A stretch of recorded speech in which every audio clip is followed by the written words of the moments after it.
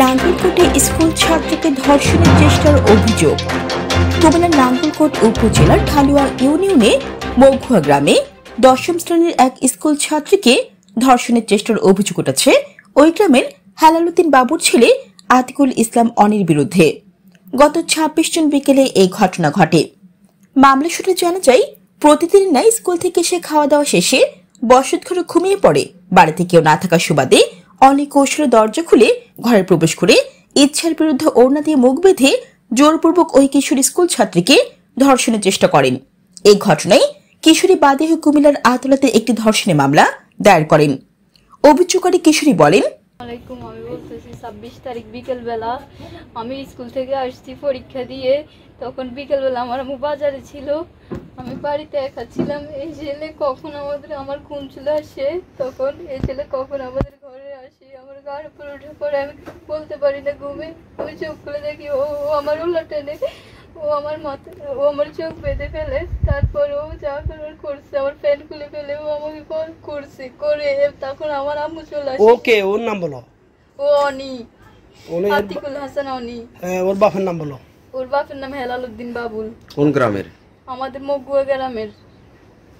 হ্যাঁ, এরপর কি হয়েছে? আম্মু এসে ও দৌড়ায় এখান থেকে দরজা খুলে চলে যায়। ও চলে যাওয়ার পর আম্মু তারপর দেখে আম্মু তার মাকে ডাকিয়ে এনে বলে, তার মা বলছে সমাধান করার জন্য, কিন্তু সমাধান হয় নাই। আমি এখন এটার বিচার। অভিযুক্ত আতিকুল ইসলাম অনেকে বাড়িতে পাওয়া যায়নি। তার বাবা হেলালুদ্দিন বাবুল বলেন, আমার নাম মোহাম্মদ হেলালুদ্দিন বাবুল। গত শুক্রবারে আমার ছেলের নামে একটা অভিযোগ দিয়েছিল সেনা ক্যাম্পে। যাওয়ার পর আমরা বিকেল ৪টা বাজে সেনা ক্যাম্পে যাবো এই মর্মে কথাবার্তা বলছি। বলার পরে ওখান থেকে তারা অভিযোগ দিয়ে আসি আমার ছেলেটারে বাড়িতে মারছে।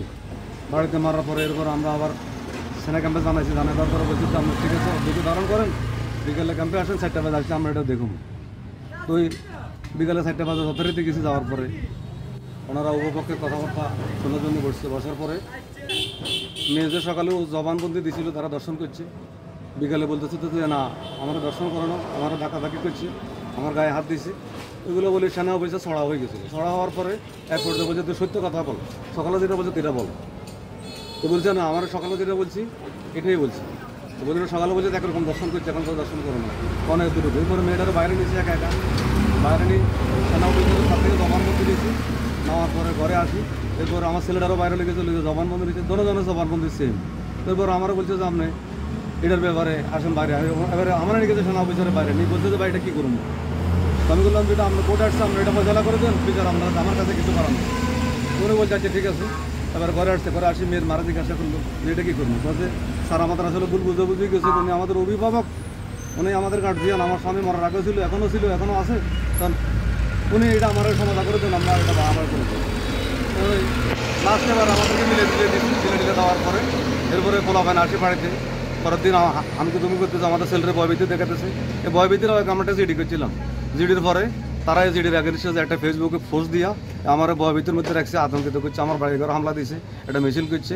এগুলো নিয়ে স্যার আমি একটু আতঙ্কিত আছি। এই জন্য আমরা একটু আদালতে মামলা হয়েছে। এই আসলে মামলাটা কি হয়েছে আমি এখন পর্যন্ত জানি না, আমি এটা নকল নিই। নাঙ্গলকোট থানার ওসি AK ফজলুল হক বলেন, বিষয়টি এখনো কেউ বলেনি, অভিযোগ দিলে আইনগত ব্যবস্থা নেব। Jannatul Afsana, A News 24 TV।